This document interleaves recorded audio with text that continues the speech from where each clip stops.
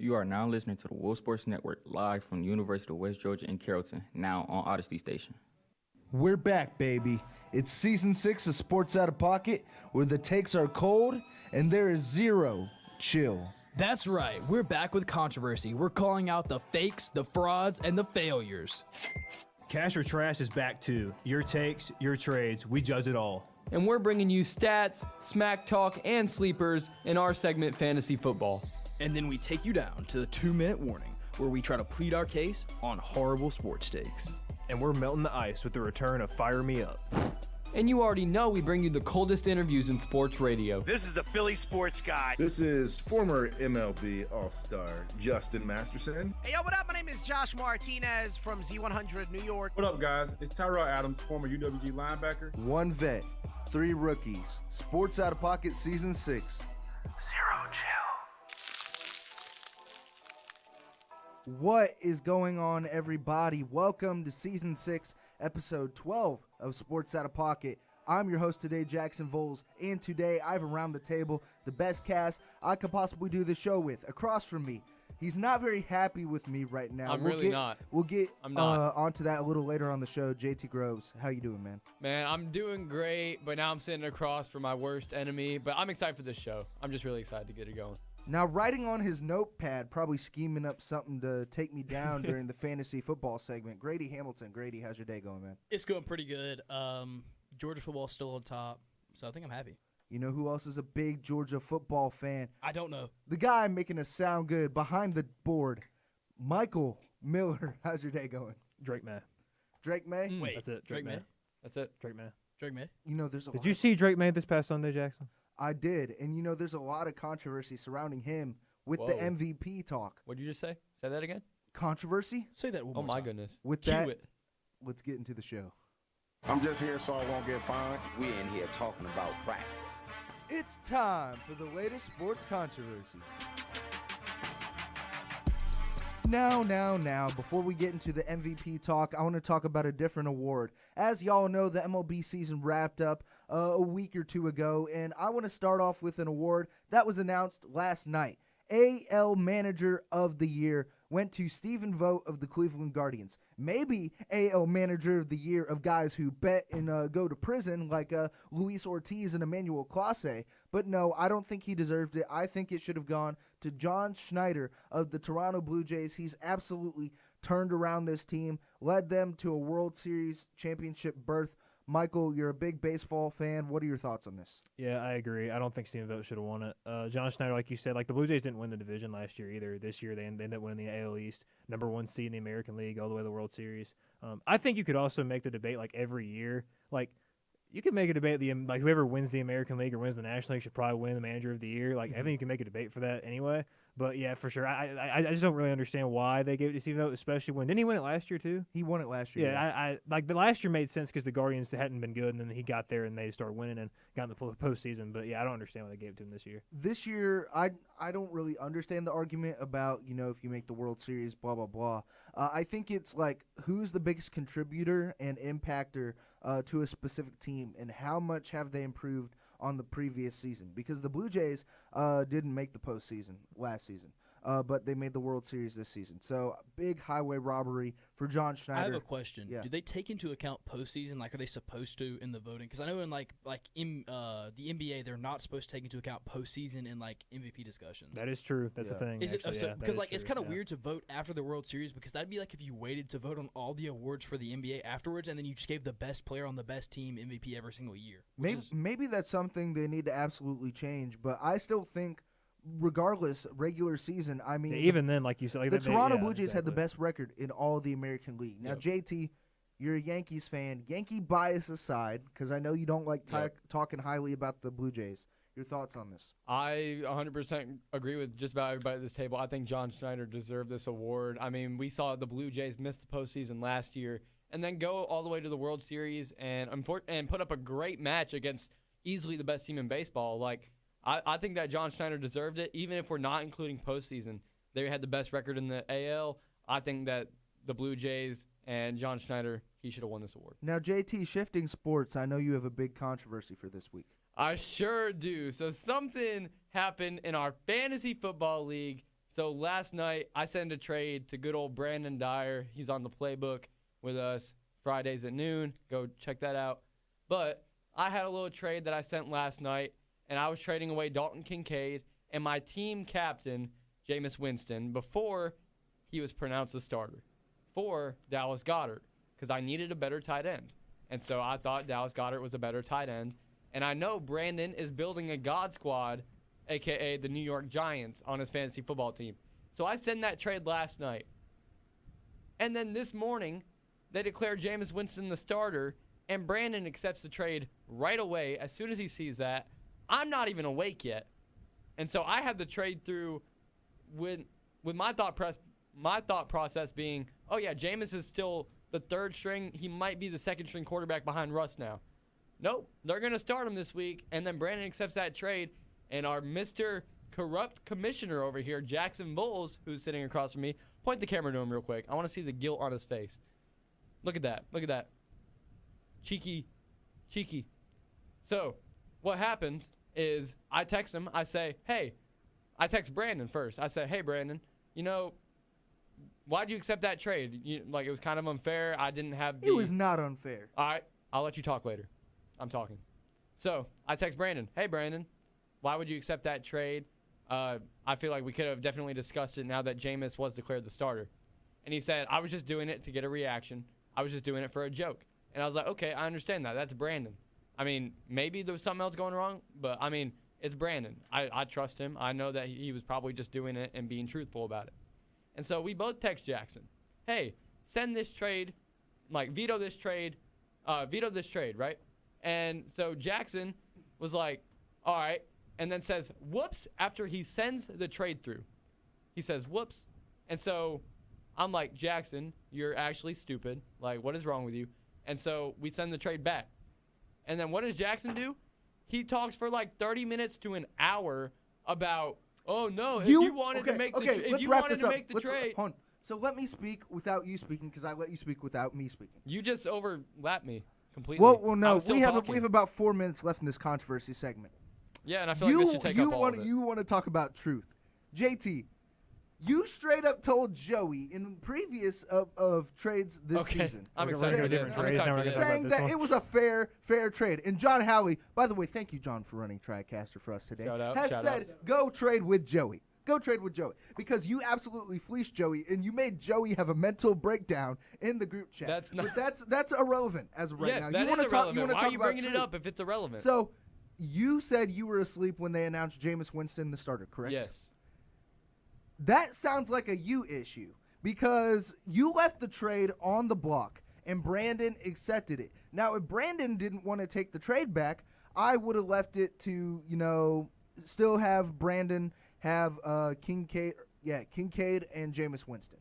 I think the real controversy here should be the commissioner should have no say. If the league is like, oh, yeah, let's veto this, then it can be vetoed. But I think the trade should just go straight through. I'm consistently having to make a trade and then wait 3 hours for you to finally check your phone to send the trade through. I still think you won that trade. I'm taking Dallas Goedert over Jameis Winston and Dalton Kincaid any day. Okay, I'm not saying that. Over here. Jackson is in the right on this one because, unfortunately, you guys shouldn't have sent the trade through. We've had a policy all year of not, vetoing dumb trades regardless of how stupid it is. So, unfortunately, JT, as much as I hate to agree with Jackson on this one, he is technically correct because you guys shouldn't have sent the trade through. And you also left it on the block to guard you guys. It'd be like in basketball if you made a trade, you traded one player that you thought was a bum for somebody else, and all of a sudden it comes out this dude's a hooper. You can't be like, well, I didn't know he was hooping like that, twin. You don't get the trade back because you didn't know something about it. I hate to say this, JT, but this was incorrect on your part because you did leave it hanging. I don't think you heard the entire story when I said that me and Brandon did it for a joke. Me and Brandon both wanted this trade not to go through. Everybody wanted the league to not let the you and Joey trade went through, but I was on your side on this one too because I don't think you should just veto stupid trades. Exactly. But it's a completely different scenario. Just do the trade back. It's a completely different scenario. Okay, then just do the trade back. The trade's already back. It's already back. Exactly. But so then what's... Because Jackson spent 2 or 3 hours trying to... Dude, I'm losing my mind right Jackson now. spent 2 hours trying to get under my skin to be like, nope, I'm not sending this trade through, and then texting everybody else in the league, oh, yeah, the rage bait is working. I'm getting him so good. Like, Jackson, just send the trade through. Like, it's not hard. Okay, real Be a good controversy here. commissioner. Why is Miami about to be put in the college football playoff when they're like the bummiest looking team in the ACC right now? Drake they're making May. a ridiculous push to put them in the Don't playoff right now. do not associate I'm Drake kinda May with mad. that. Yeah, do not associate Carson Beck and Drake. No. Drake May. No. May. I'm saying Drake May. Your thoughts? That's his nickname. I am Casey, Drake don't May. laugh. His name is Drake May. That's his middle name. Drake No, May, that's Drake May. May. It's the best nickname in all of sports. Yeah, no. Look, if Miami like slips back into this without going to the ACC championship, that's like the most ridiculous thing that's ever happened in the history of college football. To Grady's point, they've got a really good win against Notre Dame earlier this year. I think the Florida win is better than a lot of people think it is. Now, obviously, Kentucky just put it on them this past weekend, but Florida's talent roster, I think, it's a top 10 talent roster in the country. So I give it a little bit of credit for that, more than other people would.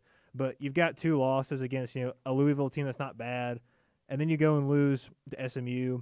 Like they're gonna be a 10-2 football team. I think if they get to obviously they get to Charlotte and they win it, then they have to be in because the 5 highest conference champions get in. So at that point they would have to be in the playoff. But if they don't go to Charlotte at all, and they get in the playoff, that's absolutely ridiculous. Have you looked? They're like the 6th best team in the ACC right now. Like if you look at it like purely conference wise, they're behind Georgia Tech, Virginia, Pitt, SMU, Duke, and Louisville. That is ridiculous. Like they're not like that shouldn't be playoff. That's not a playoff team. You talk about the 6th team and potentially a playoff push. Michael is the 6th best team in our league, and with that, No way. There's no way. Me and Richard are tied for 3rd. What are we talking about? let's get into What are we talking about? Let's get into fantasy football. It's that time of the year again, and we're talking all things fantasy. Whether you're a 10-year vet or a first-year rookie, we've got you covered with some fantasy football. Now, Michael Miller, I want to start with you because me and you had a really tough matchup last week. I lost by about 7 points to you. Now, both of our records being 5-5? We're both 5-5. 6-4. You're 6-4. I'm 5-5. Anyways, but we still have a big group of people who are either 6-4, 5-5, and 4 and 6. and 4 and 6, And 3. who can all make a push for a playoff spot. Michael, how are you feeling about your team and heading into the later half of the season? I feel good about it. Obviously, like you just alluded to, our league is kind of a big pack of mid in the middle. Mm-hmm. It's like it's JT and Aiden, and then it's just a bunch of mid after that. I think getting Trayvon Henderson this week, Drake May was making Trayvon more comfortable this week, being on the same squad, and finally him breaking out, and having a good week. There you go. Getting Alvin Kamara in there to kind of figure out, lean out this running back room is good. He has a bye week this week, so Tajay Spears is going to have to step in and try and do something. My wide receiver position is something that I don't really know what to do with at the moment. Jalen Waddle has been consistently good, so love Jalen Waddle. AJ Brown said earlier today, we were sitting in sport management, and JT showed me his phone. And it said that A.J. Brown has made the claim that if you have him on fantasy to get rid of him. So I don't really know what to do about A.J. Brown right now. Quentin Johnston, I'm going to start him this week because he's been playing better than Keenan Allen the last couple weeks. Gadsden is questionable this week. Doesn't look like he's going to play, so Mark Andrews is going to play. Got a lot of Chargers on that team. Yeah, playing against Richard this week. We're both 6-4. Like I said earlier, we're tied for 3rd, so it's going to be a big week. He's got Garrett Wilson out, so that's going to help me a little bit. But that should be a really close game this week against Richard.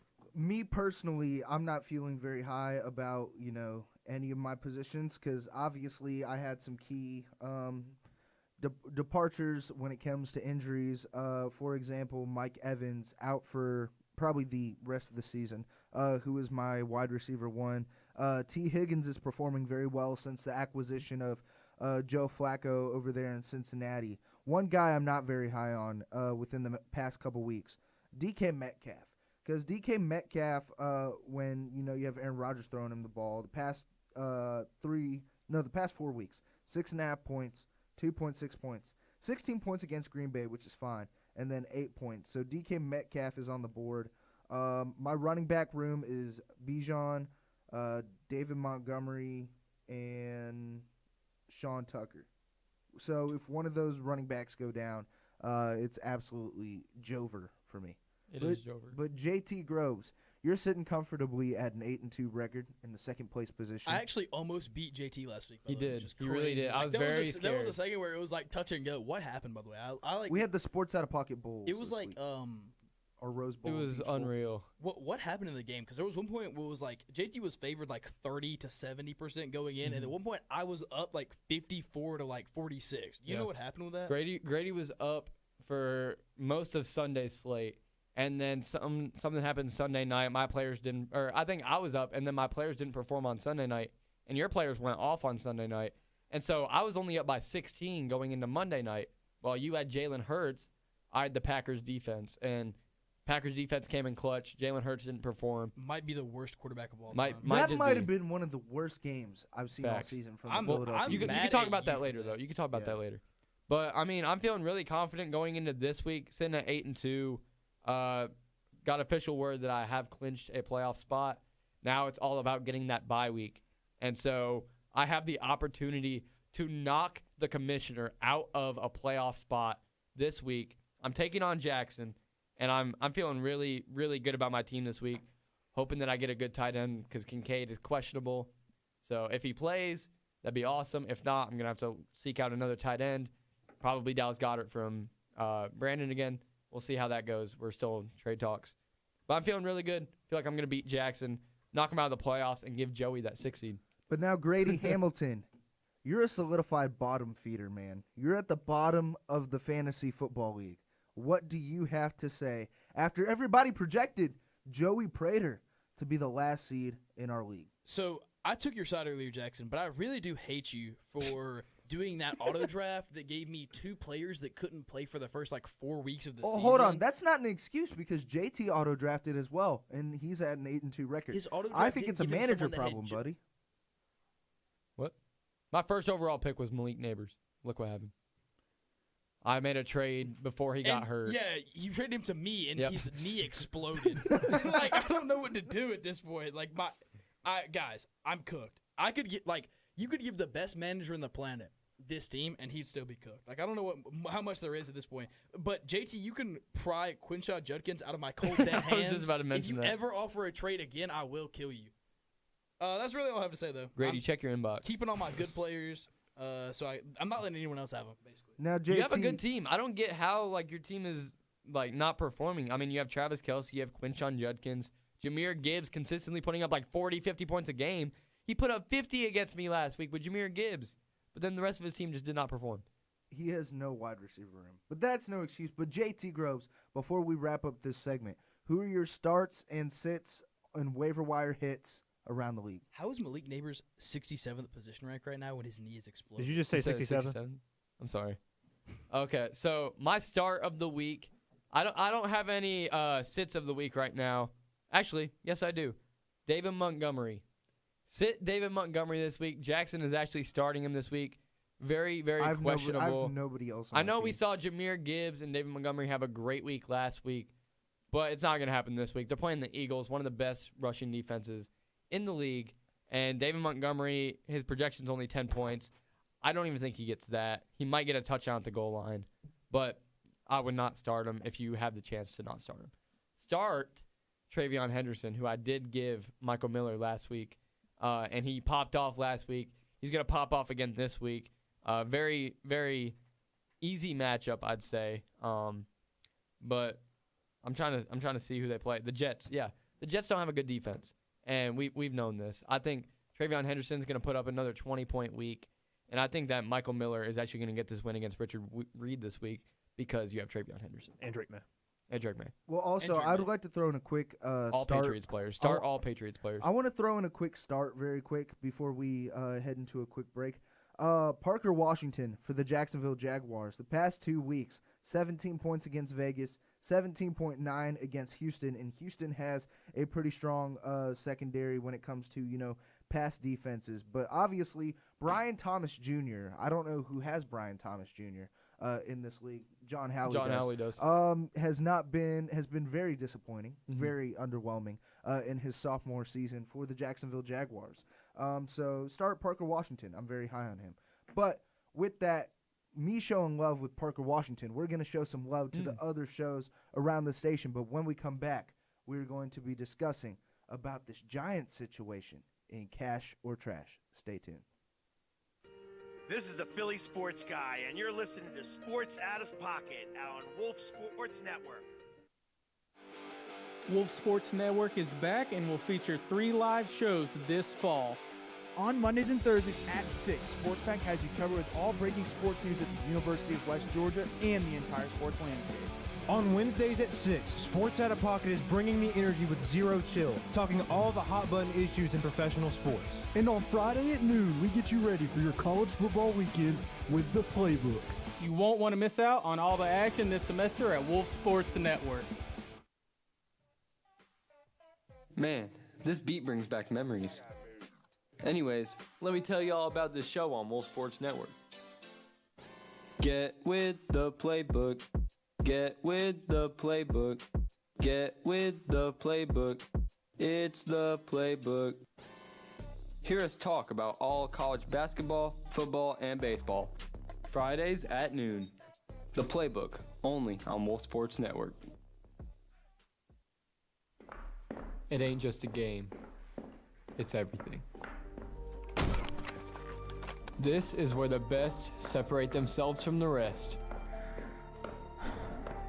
But to be the best, you gotta read the best. And the best is the Playbook. Tune into the Playbook, Fridays at noon on Wolf Sports Network. Ladies and gentlemen, we are live at Playbook Training Camp. Now we throw it down to Joey, who's interviewing head coach Brandon Dyer. Thanks, JT. I'm here with head coach Brandon Dyer. And Brandon, there have been many reports about starting punter Jackson Voss saying that he peaked in high school. Now, what are your thoughts on how he will perform this semester with the Playbook?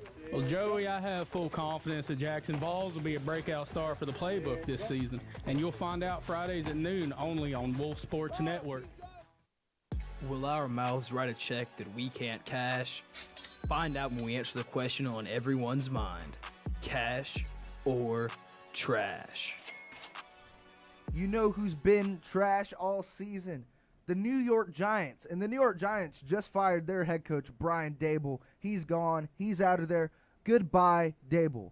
Now, when we talk about Giants head coach openings, there's a lot of names being thrown in, but there's one guy that I'm thinking of, and a lot of people may have him going to Florida. A lot of people may have him going to Penn State. I want to talk about Ole Miss head coach Lane Kiffin.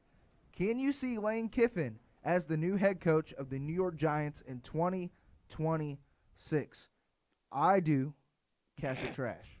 Trash. I mean, Lane Kiffin is not going to make that move into professional sports. He's going to stay in college sports. He's going to go to one of those schools like Florida, Penn State, something along those lines. There's no way I can see Lane Kiffin, going from Ole Miss to a professional team. I just don't think he's capable of that. Trash. Why? Bad. Real. Like your fantasy football team. Now, Okay, Michael no, Miller. Jackson, I have a real question. Sorry, let me really speak on this. Do you have any reason that you think this? Like, what is your reasoning behind it? It's just Jackson Dart, isn't it? Yeah, it's literally just the Jackson Dart relation. That's really all it is. Honestly, I think if I'm being realistic, I think that the Giants need to hire back Tom Coughlin because Tom Coughlin is looking for a new head coaching opportunity. I understand that he's in like his 60s or 70s, but he was the head coach that led that really changed the culture of the New York Giants. Converting from the Phil Simms era in the 90s to, I guess, the Eli Manning transition over there. So, I mean, if anybody can turn around the New York Giants, it's Tom Coughlin. Yeah, he's probably like my 2 behind Deion Sanders. But or Doug Peterson, because Doug Peterson really helped the Eagles offense in a really tough period, obviously transitioning from Chip Kelly, and it's a very similar system there. So maybe a Doug Peterson hire for the New York he's Giants. 3 behind Deion Sanders. He's 3 behind Deion Sanders? And Lane Kiffin. I agree. So who do you think the New York Giants hire? I just told you. Deion Sanders? Yeah. Honestly, I have no idea, but it's not going to be Lane Kiffin. That's an awful take. Let me actually answer the cash or trash first before I answer that. This is trash because this is absolutely not happening. There's no chance. There is 0% chance of this happening, Jackson. You don't know that. Let me give you 2 reasons why this is not. Are you in the Giants organization? No, but I can assure you that Lane Kiffin is not going to go I to the genuinely Giants. think Deion Sanders might be closer to being their head coach than Lane John Kiffin. I would agree with Gruden. that. Give me John Gruden, next head coach. Wait, John of- Madden? Shout out. John Up top. John Gruden. Oh, great Madden games, by the way. And RIP, by the way, as well.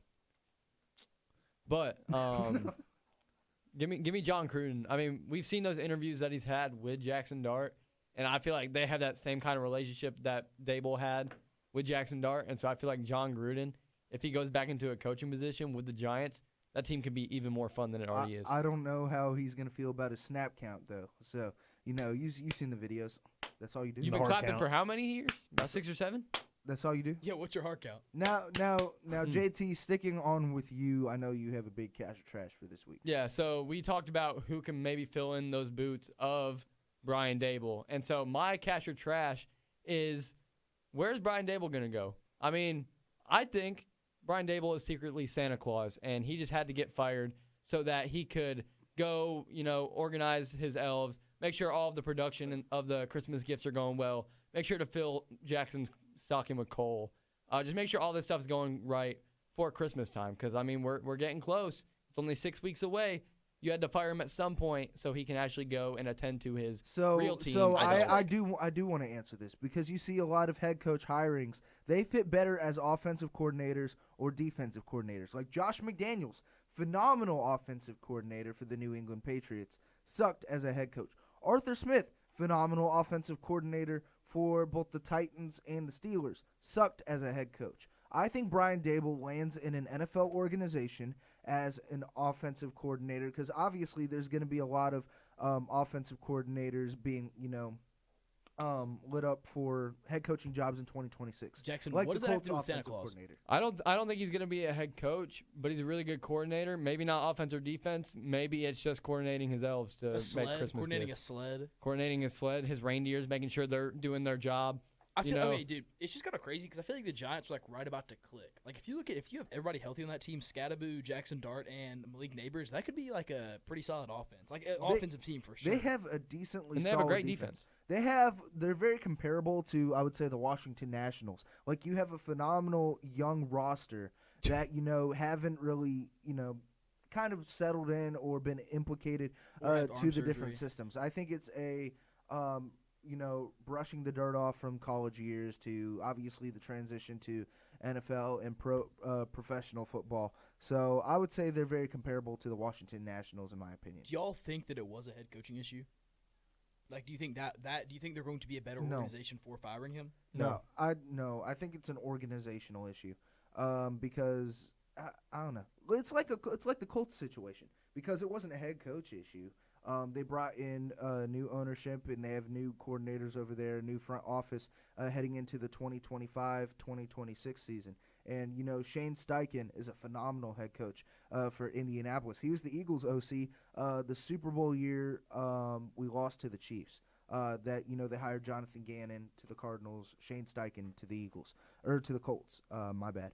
But, yeah, I don't think it's a head coach issue. I think it's an organizational issue with the New York Giants, because they have not been successful since, the 2000s, outside of that 1 year with Daniel Jones. Hey, speaking of Giants, the Giants of the college football world, the SEC. This is my cash or trash right here. That's how you do a transition, by the way, Jackson. I think that the best case scenario for the college football playoff right now is for 6 SEC schools to get in.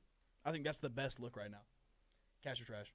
I like that. I got to think off really the top of my like head that. who those 6 are going to be, though, real quick. So you got Georgia, Bama, A&M. That's Georgia, 3. Bama.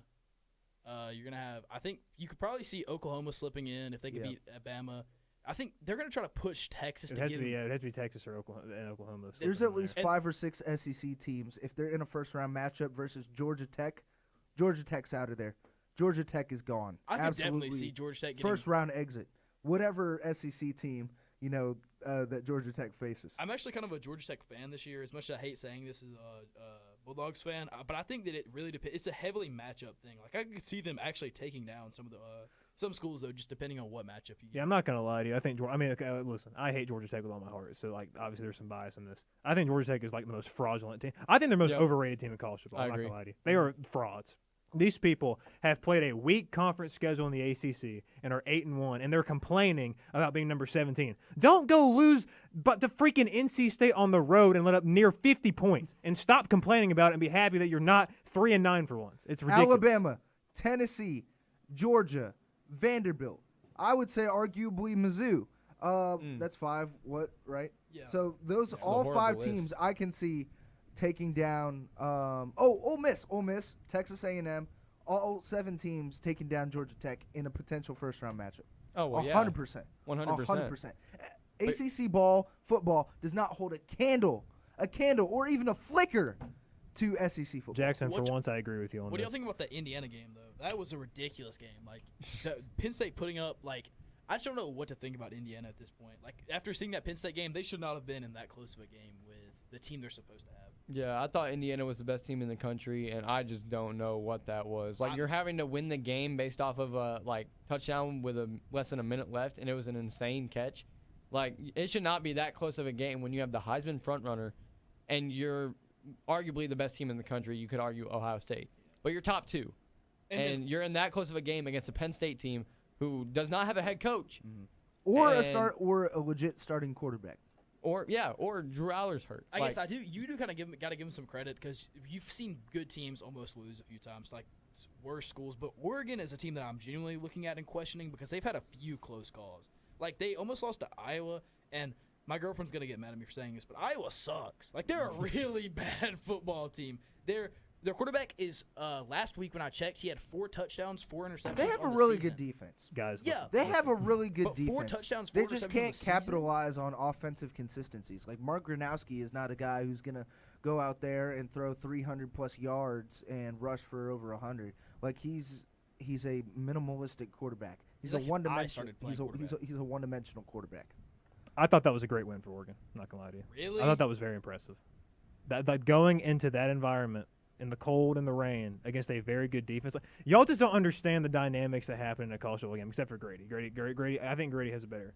I think it's just kind of ridiculous to me. Like putting yourself in that situation to almost get beat by Iowa. I thought they were going to lose the game. Not gonna lie to you. Like going into the week, I thought they were going to lose. It's like if I was trying to fight a turtle and You I thought almost Oregon was lost gonna 'cause I lose? hurt my hand. I think Iowa's a good team, but I think that Oregon is a lot better than people think they are, and I think that they can make a deep push in the playoffs. I think Iowa's a good team. I mean, they lost to Oregon last week, and they only lost one other time to Indiana this season. So it's like Iowa's a good team. Their only 2 losses are against top 10 teams. They could possibly make a playoff push. I don't know. Maybe SEC is really just leading that right now. So back to what he was saying, cash or trash, I'm cashing that because I think we could very well see 5 or 6 different teams from the SEC all make the playoffs. I mean, obviously, they hold that number 12 seed to a group of 5 school. But I think that should be absolutely that's bullcrap. No, they I need really to like that, incorporate an SEC because team. it gives schools Variety? a chance. Yes, Yeah. it gives variety, and that's the most important thing. Like if you look at it, like I don't know how well a Group of 5 school is gonna do this year because there's not like that team. But a few years in the past, like that Cincinnati team that Georgia like went deep with in the bowl game. Do you guys remember that for a few years ago? It was like a game-winning field goal. Georgia Yeah, had kicked but that to wasn't win a that playoff game, Like though. they could have put up against any like Power 5 conference school that year. I think they could have like gone blow for blow with them. Michael, 100%. We have time for one more cash or trash. I know you have a cash or trash heading in this show in this week. Yeah, I'm actually going to change mine right now, actually, because I want to talk about the Indiana-Penn State game for a second. My cash or trash is that Indiana. That game was the best-case scenario for Indiana. That game will help Indiana the rest of the season, the way it went. Ooh. Great. They have not played a close game the entire season. I'm They've going blown to cash people out. this. They've played a good roster. I know Penn State, look, they have not been a good football team this year, but look at the talent roster. The talent's still there. The talent, and they had to go find a way to win. They did it. I think that's the best thing for Indiana for the rest of the season. I like how you mentioned that. I'm going to cash this take. I mean, I think all of Indiana's games this season have been almost blowout wins, and so now you're going into, you give them a close game and they manage to pull it out. You're giving those guys like those opportunities to win those close games. So when it comes to playoff time, if you don't have that experience, you're probably not going to win those games. But now you have that experience in those fourth quarters, that last-minute drive they had to score the touchdown and win the game. You give them those opportunities, they're going to do that in the playoffs as well. It also lights up a different atmosphere when it comes to college football teams and organizations approach when it comes to playoff time.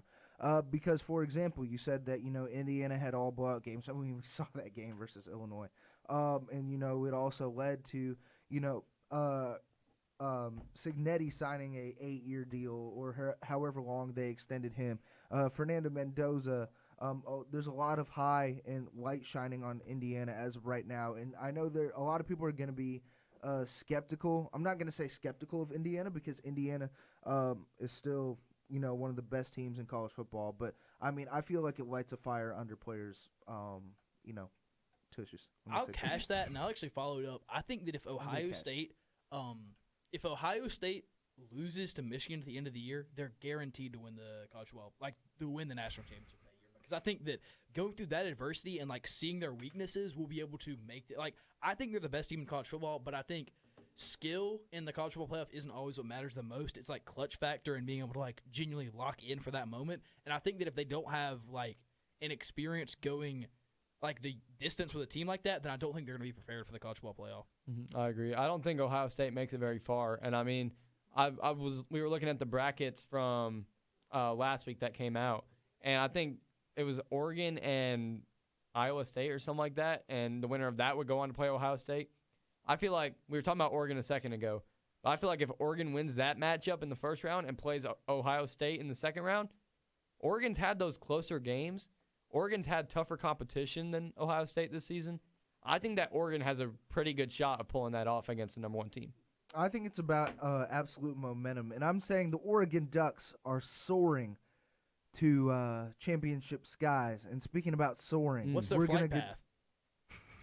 That's a good transition. Up top. Hey, let's go. Let's get into flight path. Welcome aboard Sports Out of Pocket Airlines. This is your Captain Jackson Voles speaking, and we're about to talk the highs and the lows in the sports world. It's time for flight path. Now, Grady Mac Hamilton, since you wanted to interrupt my transition, I'm going to let you start. Who's your What's your flight path? Player, coach of this week? The Georgia Bulldogs. I'm always high on the Georgia Bulldogs. Let me think. Who am I really high on? I think that I am, personally, pretty high on Texas A&M. I think they're going to run through everybody. I know they're the number 3 team in the country, but I think that they're going to BTA some people. I don't see Georgia losing to Texas, and I don't see any realm in which Texas A&M even comes close to losing to Texas. I think they also have a matchup against Bama, which is pretty good. I think they're going to be pulling up to the college football playoffs undefeated. And they might roll through that whole thing. Like I said, if Ohio State doesn't have a quality loss, they might get ran through by A&M. It could be bad. All right, I'm going to get a lot of probably hate on this table for this one, but I'm just going to say it because I look, I'm getting higher and higher on Texas and Arch Manning right now. They have all they've done since the Florida game is they've hung around. They haven't gotten killed off, and when you have a team, Josh Pate loves to say this terminology. He loves this phrase.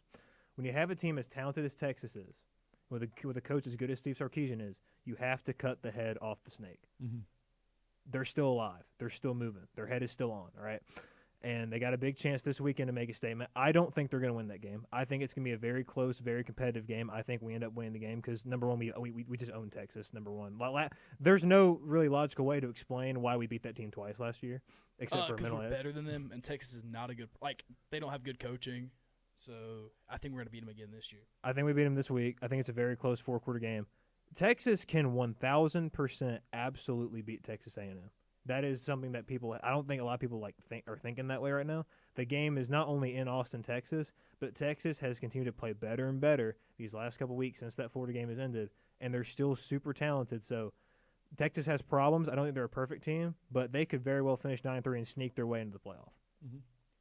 All right, who I am high on? I'm high on Joey Prater's playoff chances in our fantasy football league. This week he takes on Grady, who is currently 3-7. Next week he takes on Daniel Chaney, who's in that middle of the pack, 5-5. And then he takes on Keyshawn, who is also 5-5, and ends off with Jackson Schrader, who is currently 4-6. Easy schedule. He's lucky enough that he doesn't have to play one of those top 4 teams, top 5 teams in the league right now. And I think that his team is very solid. Number 1 tight end in fantasy. He has Jacoby Myers sitting on his bench right now, but he's probably going to start him this week. He has a great wide receiver core. He has some solid running backs with Rico Dowdle And then Bam Knight, who's currently that RB1 in Arizona. He has Joe Burrow coming back pretty soon. I like Joey Prater's playoff chances. I think that he sneaks in and knocks Jackson out of the playoffs. I'm not very high on Joey Prater. I don't think he sneaks in and knocks Jackson, whoever this amazing Jackson guy is. Can I say who I'm low on? Who are you? I'm low on Jacksonville's playoff chances. I think that Jacksonville is going to miss the fantasy playoffs as the commissioner. It's going to be embarrassing after he keeps claiming that he won last year when none of us were in it last year, which he did win last year, but that was with none of us in it. I'm riddled with injuries. Mike Evans out. Najee Harris was out. Who else did I have? I also had a lot of other key players out, and not. I'm low on Jacksonville's commissioner skills. Commissioner skills? Yes, absolutely. I think everybody's low on that one. Back to Catch Your Trash. Jacksonville's is the worst commissioner of all time, and he will not commission in a league ever again. So you're taking Roger Goodell, you're taking Rob Manfred, you're taking David Stern. You and Manfred are close. That's close. That's absolutely insane. That man put a lockout on the MLB back in 20. It's about to happen again. I'm not going to put a lockout on it, but I want to stick on the topic with football in the NFL for my flight path. Player, team, coach. I'm talking about heading into the later half of this season in the NFL. Heading into the playoffs. And I want to talk about a team that is currently in a top 3 spot in the NFL. I think the Indianapolis Colts can capitalize on their wins because they're going to beat the Chiefs. They're going to beat the Texans. They're going to beat the Jaguars. They're going to beat the I don't think you can't say they're going to beat all these teams. They're going to What? They're going to beat I think they end with a 12-5 record. I think they end off with a 12-5 record. I think they win their division. Daniel Jones has playoff experience, but he's under a better system. He has a better team around him, weapons-wise. You have Jonathan Taylor. I mean, Michael Miller said it in the first couple episodes of Sports Out of Pocket.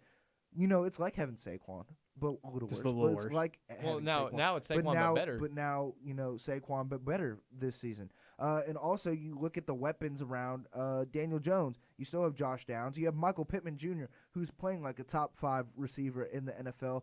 I would say borderline. I would say top 10. I'm going to say borderline. You can say top 10. Top 10.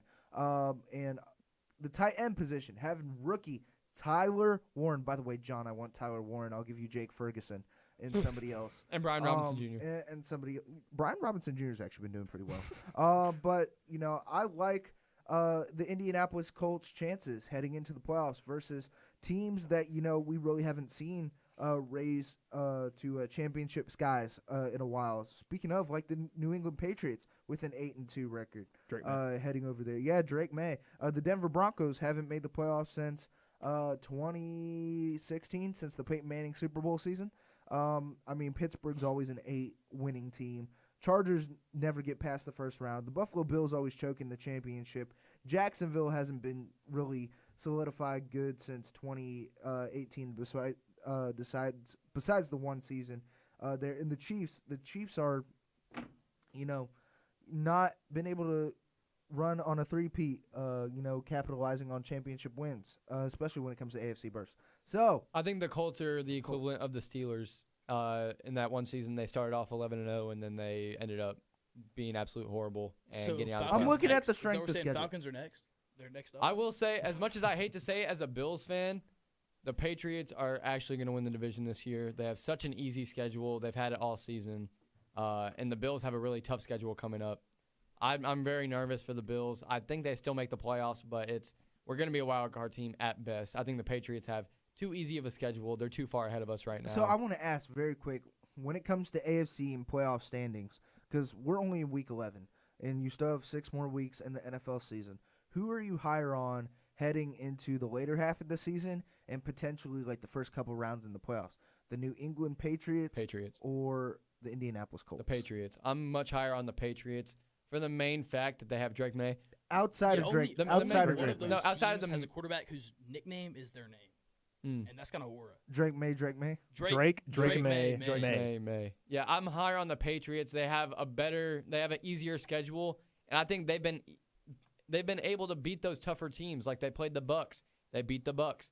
They played the Bills, they beat the Bills. They've beaten those teams that are so-called better than them, but now they're proving that they're actually better than these other teams. And the Colts have been on a slide recently.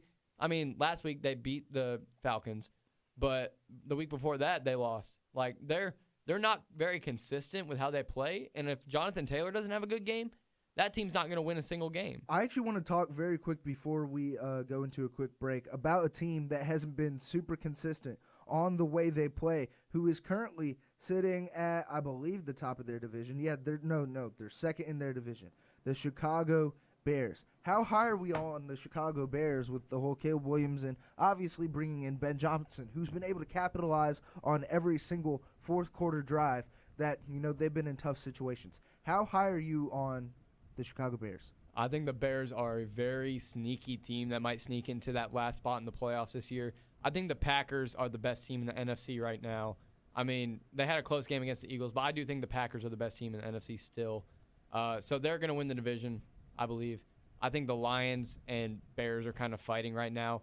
The Lions are they're scaring me a little bit, but the Bears are really exciting. They have a great – Caleb Williams is playing at a top 10 quarterback level right now. DeAndre Swift is doing great this season so far. They have good weapons, Roma Dunze, Luther Burden, DJ Moore. They have those guys on that offense. And Colston Loveland, who they drafted this year, having a great season so far. Honestly, I'm taking the Rams over the Packers for the best team in the NFC. I could see that. Matthew I'm going to Stafford say is doing the great. Rams, when it comes to, winnable schedule strength consistencies, I would say the Los Angeles Rams over the Packers. But, Michael, very quick on the Bears. I think the Bears could, at their best, be like the 2021 Bengals team a little bit, where they're kind of go like 10-7, something like that, and sneak their way in.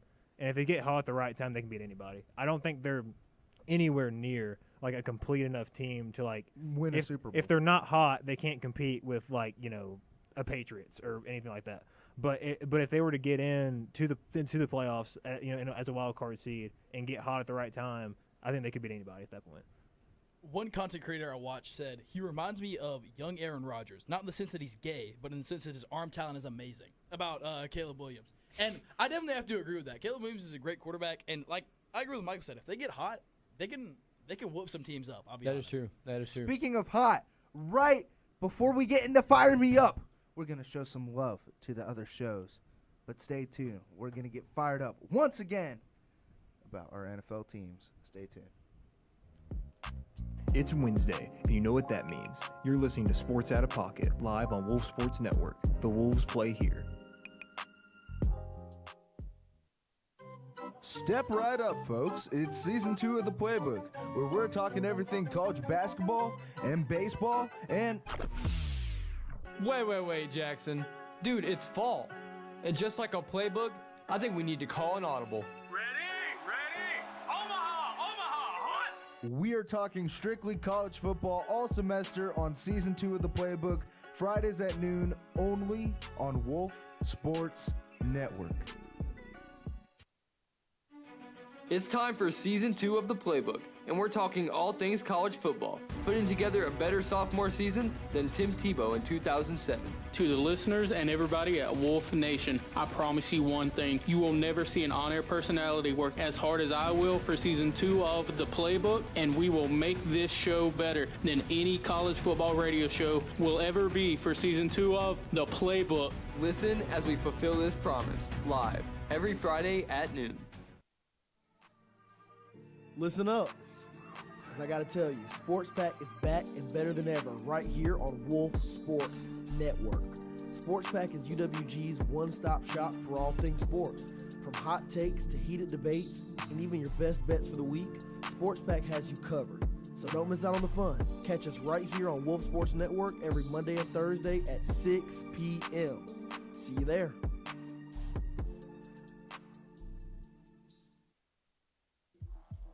From the first whistle to the final buzzer, Wolf Sports Network brings you the action you crave. Sports Pack is your all-access pass to the Wolves athletics. From football, basketball, baseball, soccer, and volleyball, and more. If the pack plays, we cover it. Passion, pride, pack. Don't miss Sports Pack every Monday and Thursday from 6 to 7 on Wolf Sports Network. It's time to get heated with Fire Me Up. It is time once again to get fired up about our NFL teams. I want to start with myself. The Philadelphia Eagles. Obviously, A.J. Brown doesn't want to be there, but what an atrocious game it was versus the Green Bay Packers. 10-7, glad we pulled out the win, but our offense wasn't able to do anything. Absolutely nothing. Jair Alexander retired. I hope the best of recovery from him. But Jalen Phillips, absolute dog since coming over from Miami and getting traded to the Philadelphia Eagles. Love him. He's looking like this year's Zach Bond, and I'm loving the Eagles' schedule heading into the rest of the season. Back-to-back Super Bowl champs, maybe. Nope. Not as dominant as we were last season, but we need to get our offensive consistencies under control. Now, a team that wasn't able to get their offensive consistencies under control lost to the Miami Dolphins this week, 30-13. Embarrassing. Buffalo Bills fan, JT Groves, how you feeling? Saquon's washed. I just wanted to point that out. What's your thoughts on that? Saquon is not washed. He's just having a slightly down season. It's kind of hard to match a record, type season. Yeah, but he ain't even close. You know to what that, you call though. an old guy having a bad season? Washed. Oh, that's good. That's good, though. All right, my Buffalo Bills. So we saw the Buffalo Bills had good drives going, and then they would fumble the ball. We threw an interception in the end zone. Just very poor gameplay. I just don't think we were prepared to play a team that was actually – the Dolphins have been kind of heating up a little bit recently. And we saw the same thing last year. Like, they weren't a great team at the beginning of the season, but then they started to heat up. Their offense started doing a lot better. Their defense actually started to do some stuff. And so the Buffalo Bills, I mean, we're still 6-3. I'm still very confident that we're going to make the playoffs. But this Buffalo Bills team, we need to start working on stuff. Cole Bishops, you're a dog. Another team that wasn't able to capitalize in overtime, the Atlanta Falcons lost to the Indianapolis Colts. Grady Hamilton, who's a big Falcons fan, well, big Kyle Pitts fan, I'm not going to say Falcons fan, but Michael, when you cut him open, he bleeds red like everybody else does. But he bleeds red for the Atlanta Falcons. Michael, I want to start with you. Your thoughts on the Atlanta Falcons' inconsistencies? Yeah, we've reached a point where losing that game affected me in no way. I had no reaction to that loss. I didn't feel any pain. I felt nothing. I just turned the game off and went and watched some other games. You I didn't can really look forward to the Georgia Bulldogs. Yeah, I love. Yeah, There we go. I mean, I'm excited about that. We got a big game against Texas this week, obviously, and then after that, we got a really big game coming up. Brandon, I'm looking at you in 2 weeks. In Atlanta, Mercedes-Benz Stadium. All right, state championship game on the line. So looking forward to that as well. We're not going to get to talk about that game the week before, are we? I'm really sad. We're definitely gonna bring up the game at some point. But I'm really excited for these Georgia Bulldogs. Brandon, your fraudulent Georgia Tech Yellow Jackets are going to get destroyed last week of the season. Your frauds, Gunnar Stockton. You're about to get you just got. He's about to get yellow jacked. You're about to get Stocktonized. Shout out Grady for this drawing. Now, Grady Hamilton, thoughts on the Falcons, the Bulldogs? So all I'm going to say is I've been nice to Georgia Tech so far this season. But I'm tired of being nice. No more Mr. Nice Guy. Haynes King is a glorified fullback at the quarterback position. He's not really good at anything. The Georgia Tech Yellow Jackets are just a super mid team with a quarterback that thinks he's white Cam Newton. It's kind of embarrassing for you guys that you keep trying and keep losing to Georgia. If we knock you guys out of the playoffs and your best season in years, you guys might have to retire the football team. I'll be entirely honest with you guys. Hang up the jerseys. They're an academic school. Fire the coaches. Yeah, you could say you're an academic school. They're going to learn what a BTA means this weekend. Or 2 weekends from now. We talked about Georgia football. We talked about the Atlanta Falcons. I want to get fired up very quick about the West Georgia Wolves final home game and final game of the season versus Utah Tech this Saturday. By the way, go show up to our tailgate show. Yeah. We have our final one of the season. It's me, John, and Richard's senior day. Super, super excited for that. But Michael, how you feeling heading into the last game of West Georgia Wolves' second D1 season? Feeling confident. Have an opportunity to finish the year 8-3, which would be a huge step forward instead of being 4-7 last year. So that's a big step up for us. Last home game, obviously, last tailgate show for you, Richard and John. So I'm looking forward to it. It should be fun. And also, we have some basketball this weekend as well. Brandon and Keyshawn will be on the call tomorrow. I will also be there for the pregame show. So let's go. We got a game on Friday too. JT will be doing that game with John. So yeah, we got basketball and football this weekend. I'm really excited for this weekend for the West Georgia Wolves. You mentioned senior day for the football team. But then we have some great games. We have the women's team playing on Thursday and the men's team playing on Friday. I don't know if I got those mixed up or not. It may be both women. So I actually women. Don't know. Women's basketball guy. Well, we got a weekend full of West Georgia sports that I'm really looking forward to, hoping that we can go win Thursday, win Friday, and then come out on senior day and win our last football game of the season, finish out 8-4 record. I'm so proud of this West Georgia Wolves team, the football team, basketball teams. Go Wolves! We had 26 seniors from the football team graduating and walking on the field, but including the 3 that are going to be at the tailgate show, we have a total of 29 on that field walking off for the final time as students. But Grady Hamilton, your final thoughts on the West Georgia Wolves sports, basketball, football, whatever you want to say for Fire Me Up. It's really impressive, like genuinely what the UWG football team has done, the turnaround they had from this year to last year. We're ranked again after we had that rough spell in the middle of the season. We're back to being ranked. We are an incredible team for going out there and doing that second year in FCS. The fact that we're able to get ranked like at all is just impressive. And next year, I know we're losing a lot of seniors, but I believe in this program. The next year, we're going to come back and be hitting just as hard. We have one more year left before the whole FCS world has to fear us coming for that championship. So they are on notice officially. You know who else is on notice? Wolf Sports Network for ISBC. Whoa. Stay tuned for announcements about that. Hopefully we win a bunch of awards. Thank you to Sean, Michael, and ISBC for giving the opportunities for that. But unfortunately, that's all the time we have for today. And for JT, Grady, Michael, and myself, we will see y'all next week. Hey.